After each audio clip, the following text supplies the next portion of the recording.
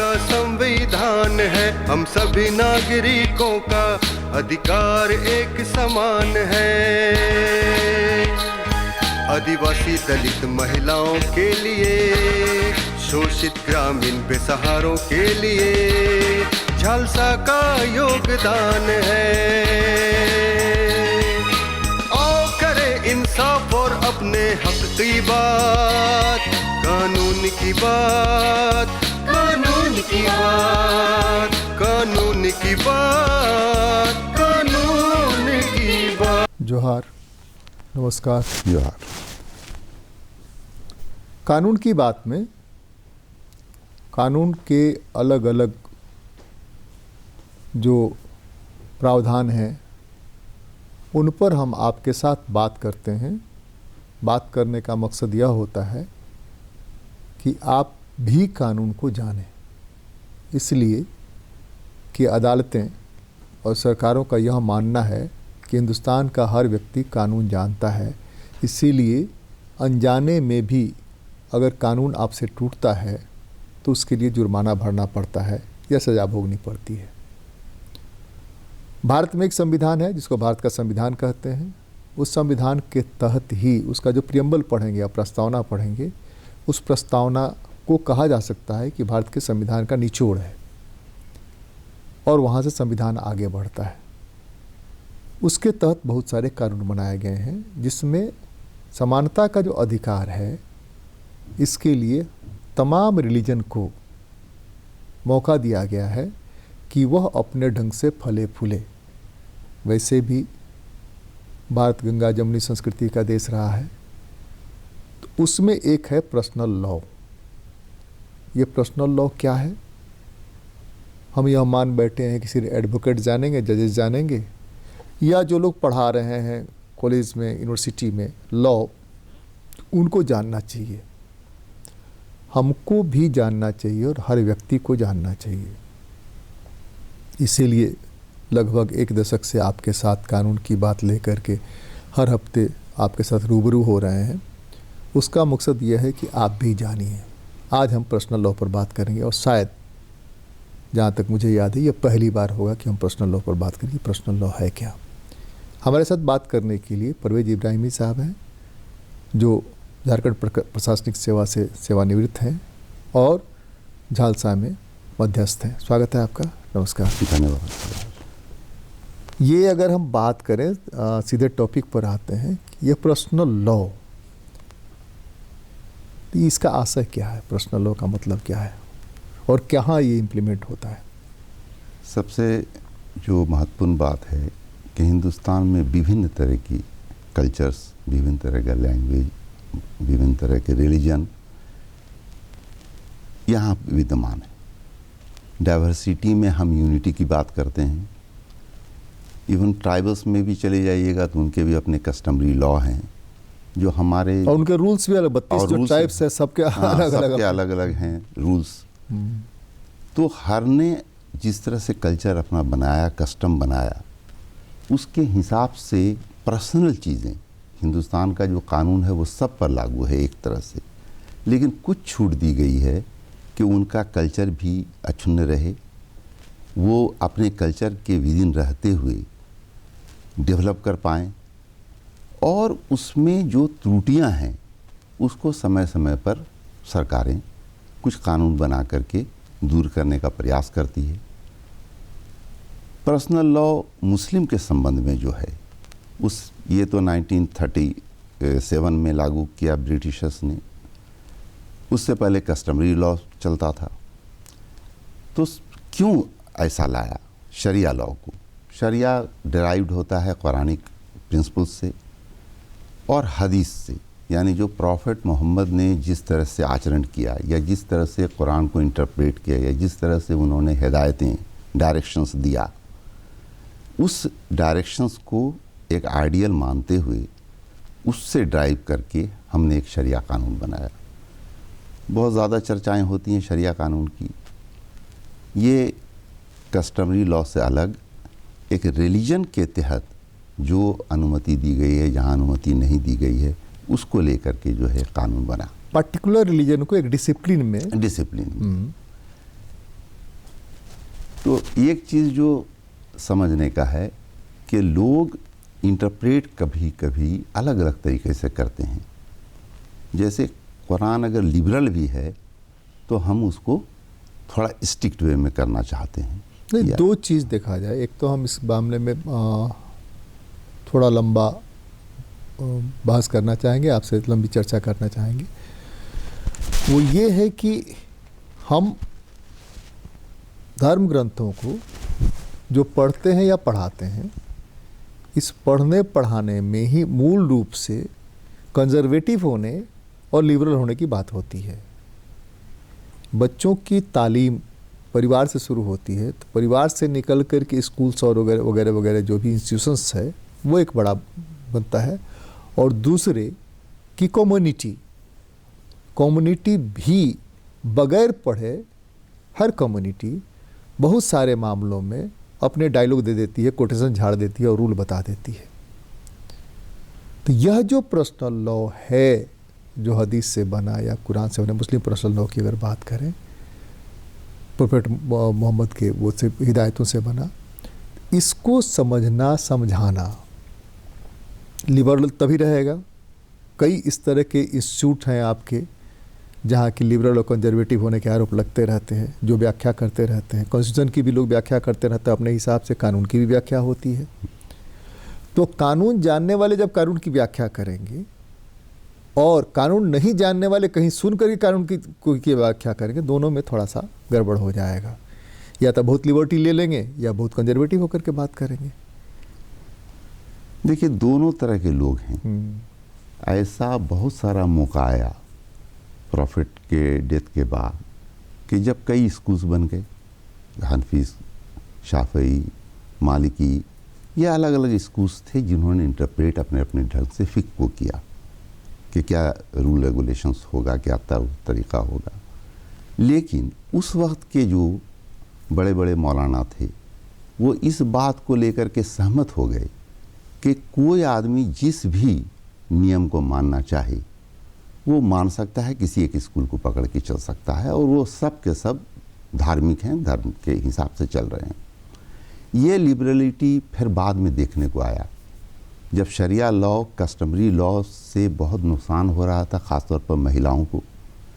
तो उसके बाद जब 1937 में शरिया लॉ लागू किया अंग्रेज़ों ने, तो उन्होंने भी बहुत लिबरल होकर के, एक तो डर होता है कि पर्सनल लॉ पर किसी के अगर आप जाते हैं तो वो फिर रिएक्शन का डर होता है, तो उन्होंने भी कंसल्ट किया लोगों को। उस वक्त भी एक कंसेंसस पैदा हुआ कि जैसे हनफी में जहाँ पर के बहुत अच्छा लिबरल लॉ नहीं मिला उनको, वहाँ पर उन्होंने मालिकी को ला करके सामने लाया।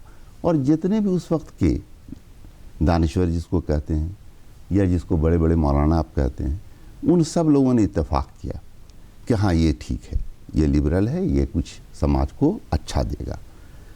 पॉजिटिव और निगेटिव थिंकिंग या रेडिकलिज्म और लिबरलिज्म, कोई भी धर्म बहुत लिबरल है।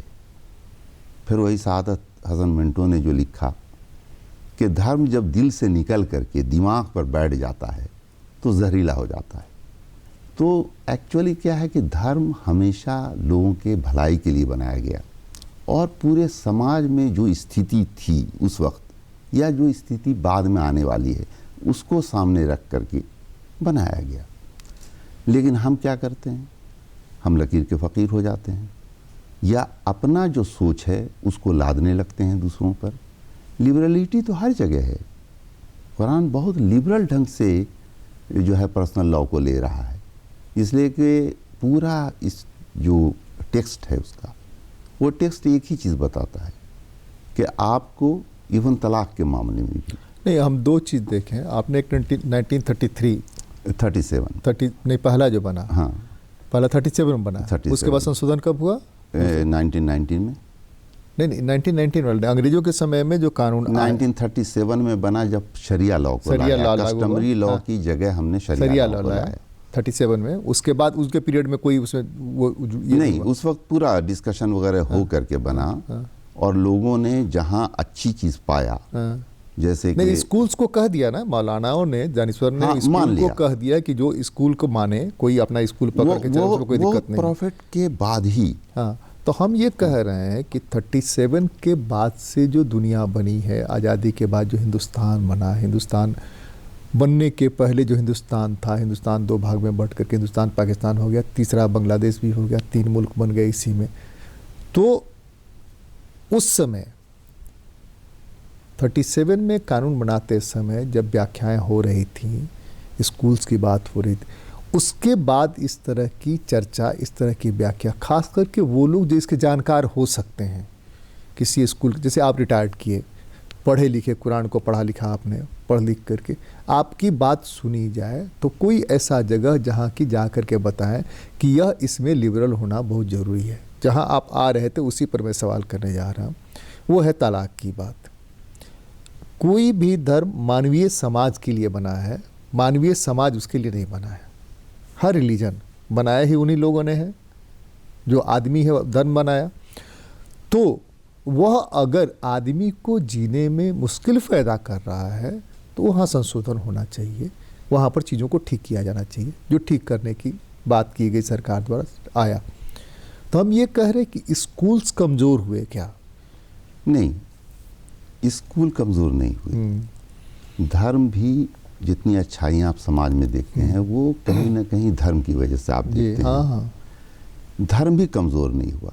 मैंने जो कहा आपको कि दिल की चीज़ है ये धर्म, और धर्म एक राइचुअस पाथ पर आपको ले जाता है, एक अच्छे जानेंगे तब न ले जाएगा। हाँ, पढ़ेंगे समझेंगे तब न ले जाएगा। दिक्कत यह है कि कोई रियल टेक्स्ट को समझना नहीं चाहता है, पढ़ना नहीं चाहता, और जो इंटरप्रेट कर रहे हैं उसको अलग अलग ढंगों से, उनके दिल से निकल करके वो चीज़ें दिमाग में बैठ गई है और वहीं जाकर वो जहरीला हो जाता है। स्ट्रिक्टनेस जो है लॉ का, स्ट्रिक्टनेस तो कुरान में है नहीं, न हदीस में है, लेकिन हम जब उसको इम्प्लीमेंट करने लगते हैं तो हम कहीं कहीं बहुत ज़्यादा स्ट्रिक्ट हो जाते हैं। जैसे कुरान साफ कहता है कि मर्द को औरतों से जब वो बात करे तो नज़र नीची रखे, 50% जिम्मेदारी उसकी भी हो गई, बिल्कुल, और 50% औरतों को कहा कि आप अपना बदन को ढाक के रखिए। बोरा में बंद करने वाली बात नहीं है, रूम में ताला लगा के रखने वाली बात कहीं नहीं जी। लेकिन आप ढक के रखिए, जिसको नग्नता कहते हैं वो नहीं, सामने नहीं आए। लेकिन अभी आप देख रहे हैं बहुत सारे स्टेट में, जैसे तालिबान वगैरह में, कि एजुकेशन पर रोक लग गया, फला जगह पर रोक लग गया, औरतों के काम करने पर रोक लग गया। तो कुरान में पढ़ाई की मनाही है क्या कि नहीं पढ़ सकते हैं? एकदम नहीं पढ़ सकते हैं? एकदम नहीं। हाँ। कोई मनाही नहीं है, कोई मनाही नहीं है। आप मॉरल पुलिसिंग करने लग जाते हैं। मॉरल पुलिसिंग के लिए आप एक सेक्शन को ताले में बंद कर देते हैं, इसलिए कि दूसरा, लेकिन उसके बगैर तो फिर पैदाइश ही नहीं होगी ना। नहीं, उसके बगैर तो मानवीय समाज खत्म हो जाएगा ना। वो शादी के बाद तो जो होता है होगा, लेकिन अभी नहीं, आप ताला में जब बंद नहीं, डर वहां पर देखिए दिक्कत कहाँ है। दिक्कत ये है कि आप एक सेक्शन को बंद कर रहे हैं। मान लीजिए कि खेत में बहुत सारा वीड उग गया, तो आप क्या निकालते हैं? वीड को निकालते हैं, फसल को तो बर्बाद नहीं करते। जानवर अगर फसल चल रहा है तो आप फसल लगाना तो नहीं बंद कर देते। बुरे लोग भी समाज में हैं, गलत आचरण वाले लोग भी समाज में हैं, तो जो गलत आचरण कर रहा है उसको तो आप बंद नहीं करते। कहीं सुना है कि मेल को किसी ने बंद कर दिया, लड़कों को किसी ने बंद कर दिया? जब भी रिस्ट्रिक्शंस होता है तो फीमेल को होता है कि उनके ऊपर, इसी वजह से रिएक्शन भी होता है बहुत जगह। जब आप किसी चीज़ को लिबरलिटी के साथ नहीं लेंगे और समाज को जागरूक करने के बजाय आप रिस्ट्रिक्शंस हम किसको लगाते हैं? समाज में क्रिमिनल है तो उसको हम जेल में डाल देते हैं ताकि वो समाज को गंदा ना कर पाए। यही ना है उसका अच्छे लोगों को तो इसलिए नहीं डाल देंगे ना कि वो क्रिमिनल हो जाएगा। हाँ, लेकिन अच्छे लोगों को अगर हम उसमें डाल देंगे तो फिर तो उसकी थिंकिंग भी उसी की तरह क्रिमिनल की तरह हो जाएगी।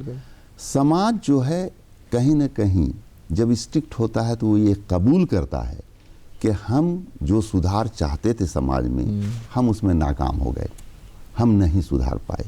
इसीलिए आप एक सेक्शन को अलग कर देते हैं कि ये बड़ा वल्नरेबल सेक्शन है, बड़ा वीकर सेक्शन है, इसको अलग से प्रोटेक्शन में रखो। नहीं तो गड़बड़ी पैदा हो जाएगी।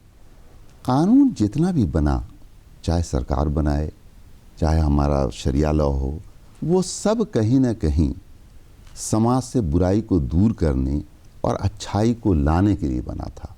लेकिन जब हम हद से ज़्यादा स्ट्रिक्ट हो जाते हैं, तब फिर वो जो अभी आप देख रहे हैं ईरान में पर्दे के ख़िलाफ़ या तालिबान के बारे में जो आप सुन रहे हैं कि पढ़ाई बंद, फलां बंद, स्कूल नहीं जाए लड़कियां, काम ना करें लड़कियां ऑफिसेज में, तो ये सब चीज़ें होने लगेगी।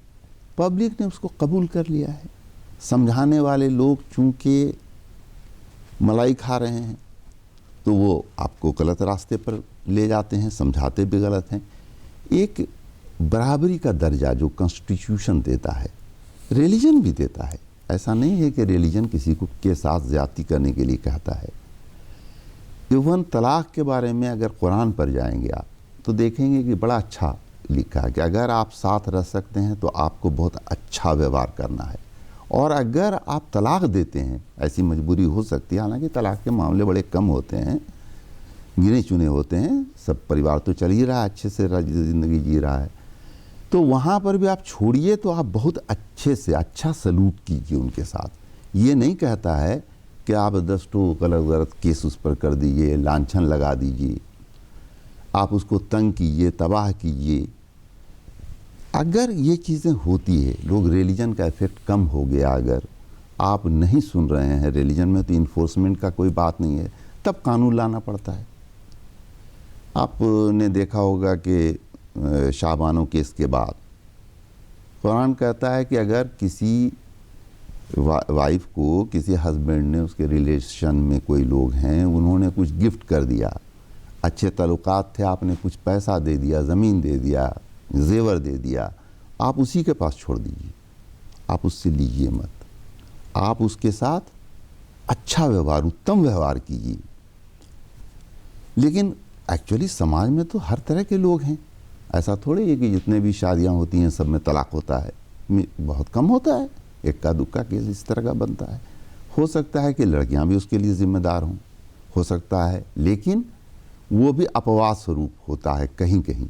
ज़्यादातर हम देखते हैं कि मेल चॉविनिस्टिक एटीट्यूड जो हमारा होता है, या जो हमारे एक्सपेक्टेशंस होते हैं औरतों के साथ, उसकी वजह से कुछ दान दहेज का भी हम चक्कर थोड़ा चल सा गया इसको है। कोट करते हैं कॉन्स्टिट्यूशन को।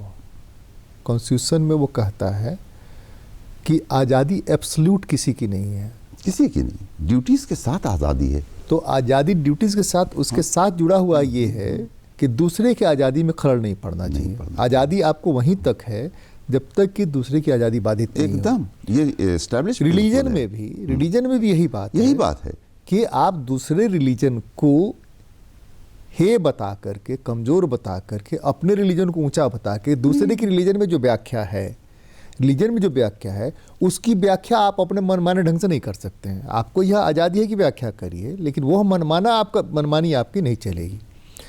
जैसे आपने कहीं से भी भेज दिया कि तलाक तलाक तलाक तलाक हो गया, इसीलिए वह तो तलाक, हम वही कह रहे हैं। तो वो जो कानून आया, उस कानून के आने के बाद लोगों के दिमाग में यह बात कितना घुसा, कितना समझ में आया, क्योंकि एज ए मीडिएटर यह बार बार केसेस आते हैं जिसमें कि वो कह दिया, अब बाद में कह रहे कि नहीं हमने कहा नहीं, वो कह रही कि नहीं हम तो हराम हो गए, अब तो बात खत्म हो गई। तो ये जो मामला, इसको सलटाया कैसे जाए?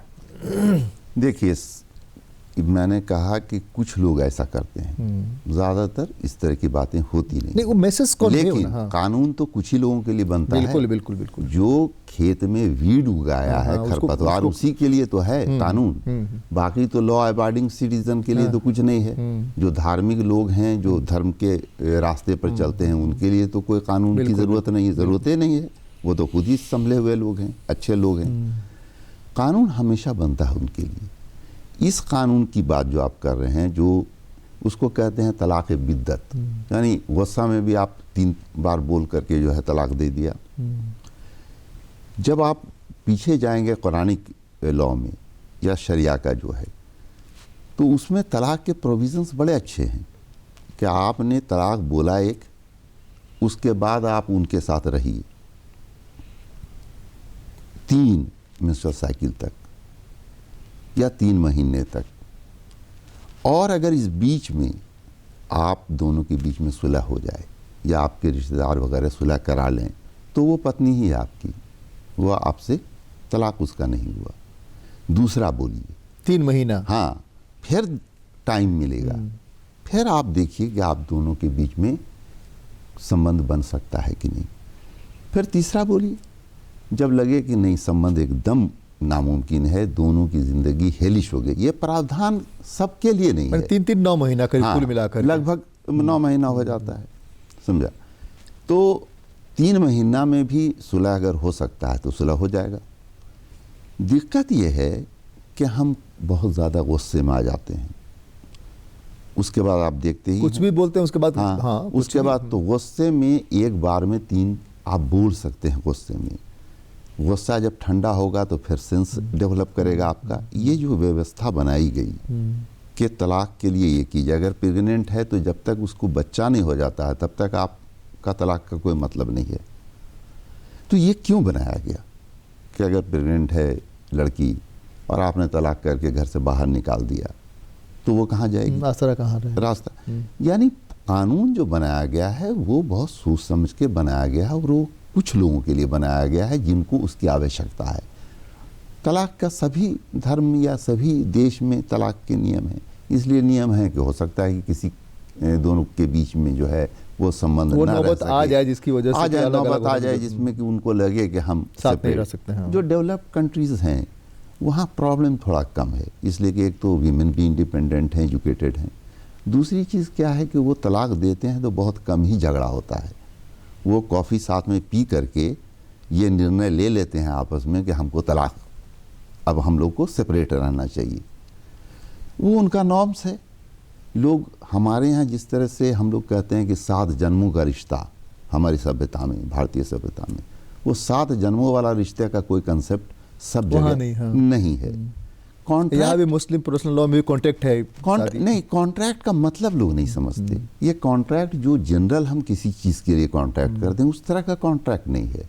ये एक वादा आप देते हैं कि आप उसका ध्यान रखेंगे, उसकी देखभाल करेंगे, उसके कपड़े लत्ते खाने का इंतज़ाम आप करेंगे। ये जिम्मेदारी आप लेते हैं और ये निकाह के टाइम में ही आप को बोलना होता है कि हम ये जिम्मेदारी इनकी उठाएंगे। पत्नी से पहले लिया जाता है कि वो पत्नी बनना चाहती है कि नहीं, शादी से पहले, निकाह से पहले उसका परमिशन होता है कि हाँ ठीक है हम तैयार हैं इनसे शादी करने के लिए, तब फिर मेल से लिया जाता है। और गवाह के बीच में एक रिलीजियसली ये एग्रीमेंट होता है जिसको हम लोग कॉन्ट्रैक्ट कहते हैं। कॉन्ट्रैक्ट जनरली सेक्रोसेंट है। वो ऐसे दुनियावी टाइप से जो हम कॉन्ट्रैक्ट करते हैं उस टाइप का कॉन्ट्रैक्ट नहीं है, इसलिए कि फिर उसके बाद तो आपका ख़ानदान बढ़ता है। ये कॉन्ट्रैक्ट ऐसा तो है नहीं कि बस कोई चीज़ दिया और कोई चीज़ लिया वापस, इस तरह का कॉन्ट्रैक्ट तो है नहीं। जब उसकी सैंक्टिटी, जो रिलीजियस सैंक्टिटी है मैरिज के, इंस्टीट्यूशन ऑफ मैरिज का, उसकी अवहेलना कर जाता है कुछ लोग। आज भी आप देखिएगा कि बहुत सारी बातें उठती हैं, लेकिन आप अगर प्रैक्टिकली देखिएगा तो प्रोग्रेस बहुत नज़र आएगा आपको। किसी वक्त में 4 शादी जायज़ कर दी गई थी, उसके पीछे भी एक बैकग्राउंड था, इसलिए कि वॉर बहुत होता था, लोग एक दूसरे का मर्डर कर देते थे, कोई लॉ नहीं था, लोग विधवा बहुत ज़्यादा हो जाती थी, अनाथ बच्चियां हो जाती थी। अब वो अगर समाज में रहेंगी ऐसे खुले तो फिर क्या होगा, बुराई पैदा होगी।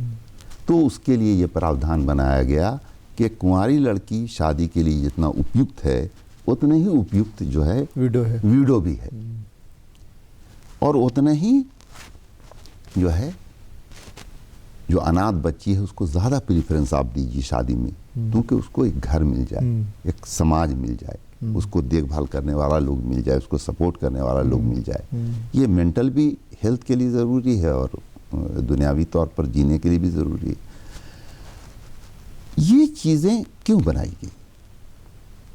इसलिए नहीं, ये नहीं कहा गया कि आप 4 शादी कीजिए अय्याशी के लिए। एक ज़रूरत थी उसकी वजह से 4 तक कर सकते हैं। जहाँ पर कि दर्जनों लोग करते थे पहले शादी, वहाँ उसको लिमिट किया। ये कुरानिक वे है सुधारने का, ये तरीका है कि हम अगर इम्पोज कर देंगे कि नहीं कर सकते तो दिक्कत हो जाएगी। हाँ, दो चीज़ें, चूँकि समय हमारे पास बहुत कम, दो चीज़ हम जानना चाहेंगे। एक तो ये कि अगर घर वालों के दबाव में लड़का या लड़की, मुस्लिम पर्सनल लॉ तो मुस्लिम कम्युनिटी का, अगर शादी में कह देता है हाँ मंजूर और बाद में कहता है कि नहीं घर वालों के दबाव के चलते, तो उसमें क्या प्रावधान है? देखिए, आपने कह दिया, आप इंसेन तो नहीं हैं। इंसेन अगर रहिएगा तो शादी नहीं होगी, पागल से तो शादी नहीं होगी। जिससे ब्लड रिलेशन है आपका, उससे आपकी शादी नहीं हो सकती है। इवन अगर किसी औरत ने किसी को दूध पिलाया है और उसने आपको दूध पिला दिया है तो उससे भी शादी आपकी नहीं होगी। यानी जो भी रिश्तेदारी में आते हैं लोग, मामा भांजी हों या ये हों या भाई बहन हों या दूध भाई हों दूध बहन हों, उस सबसे नहीं होगा। दबाव भी आप कहते हैं, आप सेन आदमी है ना, समझदार आदमी है ना, आपने वो एक्ट तो कर दिया। अब कोई आदमी कहे कि हमने मर्डर कर दिया इसका, गुस्से में आके मर्डर कर दिया, जानते नहीं थे कि इसका परिणाम क्या होगा। हाँ, तो गुस्से में भी अगर आपने किया तो मर्डर तो हो गया ना, 302 तो लगेगा, मर्डर तो हो गया। यस, उसी तरह से जब आपने या इनोसेंसली भी किया, आपको नहीं कानून पता था, इनोसेंटली भी किया। अब वो जमाना तो है नहीं कि जब मर्डर का कोई केस नहीं चलता था। दूसरा ये चीज जानना चाहेंगे कि तलाक का जो प्रोविजन हुआ है अभी, उस तलाक के प्रोविजन में पूर्व और इसमें क्या फर्क है, अभी क्या करना? देखिए, 3 तलाक इन वन गो, एक बार में तलाक तलाक तलाक कह करके जो तलाक लोग देते थे उस पर रोक लगे। ओके। और उसको पनिशेबल एक्ट भी बना दिया गया है। यानी आप तलाक तो दे सकते हैं लेकिन एज पर शरिया दे सकते हैं, जो शरिया का जो आपने बताया उसके हिसाब से दे सकते हैं।